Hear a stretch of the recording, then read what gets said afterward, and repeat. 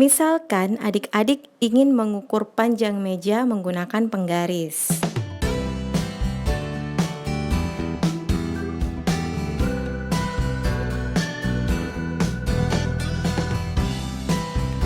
Assalamualaikum warahmatullahi wabarakatuh. Halo adik-adik semua, apa kabar? Semoga semua dalam keadaan baik-baik ya. Amin. Kali ini kita akan melanjutkan materi IPA. Semoga adik-adik tetap semangat belajar IPA-nya dan semoga makin pintar. Amin. Untuk topik kita kali ini yaitu tentang pengukuran. Namun, sebelum kakak bahas lebih lanjut, silakan adik-adik sekalian perhatikan terlebih dahulu gambar berikut ini.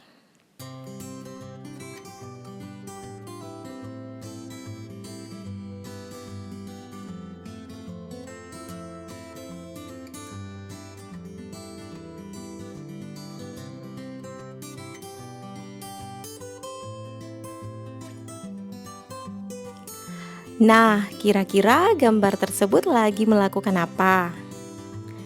Ya, betul. Gambar-gambar tersebut menunjukkan kegiatan pengukuran. Maka dari itu, definisi pengukuran adalah proses membandingkan besaran dengan besaran lain yang sejenis sebagai satuan. Dipaham? Nah, lebih jelasnya seperti ini. Misalkan adik-adik ingin mengukur panjang meja menggunakan penggaris. Itu artinya kalian akan membandingkan antara panjang meja dengan panjang penggaris, di mana penggaris merupakan alat ukur panjang yang di dalamnya sudah ada satuan seperti sentimeter, inci, dan sebagainya. Setelah diukur, ternyata diperoleh panjang meja tersebut sama dengan 28 cm. Di sini sudah terlihat adanya besaran dan satuan loh. Kira-kira kalian sudah tahu yang mana besaran yang mana satuan? Iya, betul. Panjang adalah besaran, sedangkan sentimeter adalah satuan. Jadi, besaran merupakan segala sesuatu yang dapat diukur dengan angka seperti massa, suhu, tinggi badan, waktu, dan sebagainya.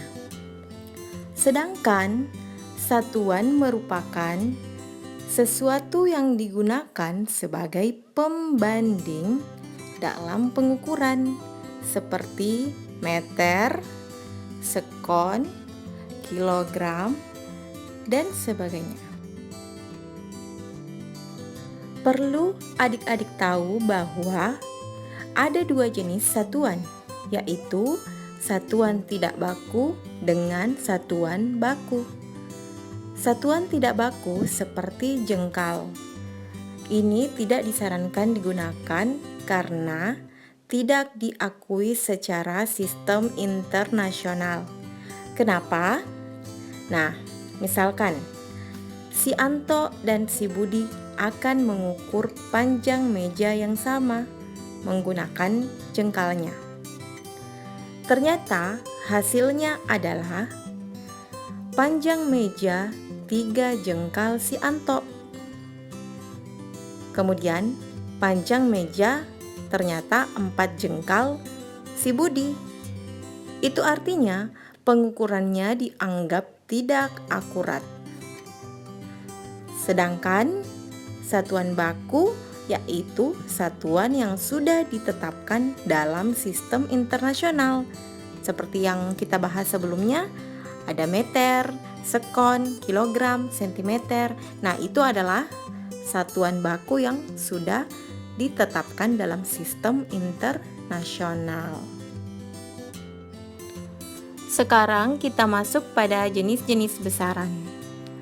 Jenis-jenis besaran terbagi juga menjadi dua, yaitu besaran pokok dan besaran turunan.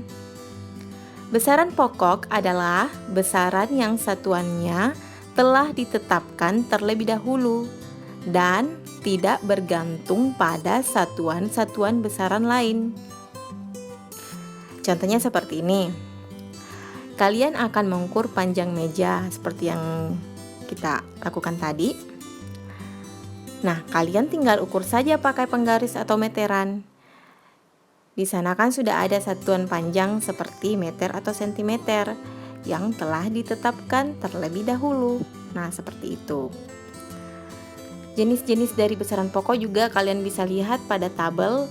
Ada panjang, massa, waktu, suhu, kuat arus, intensitas cahaya, dan jumlah zat. Oke, sekarang kita masuk pada besaran turunan ya. Besaran turunan adalah besaran yang diturunkan dari satu atau lebih besaran pokok, seperti luas, volume, konsentrasi, dan laju. Contoh dari besaran turunan ada pada tabel ya adik-adik. Ada luas, volume, kecepatan, percepatan, dan konsentrasi. Dipaham sampai di sini? Oke, kakak akan menjelaskan satu contoh dari besaran turunan. Misalnya kita ambil contoh luas. Jadi luas di sini satuannya meter persegi atau meter pangkat 2. Artinya luas itu diturunkan dari 2 besaran panjang. Jadi untuk mencari luas, rumusnya panjang dikali panjang. Misalnya kita akan mengukur luas suatu persegi. Untuk mencari luas suatu persegi, berarti rumusnya adalah panjang dikali lebar, karena lebar itu tidak lain adalah panjang juga. Seperti itu adik-adik. Atau contoh lain, misalnya kecepatan. Kecepatan satuannya meter per sekon. Sekon itu satuan waktu ya.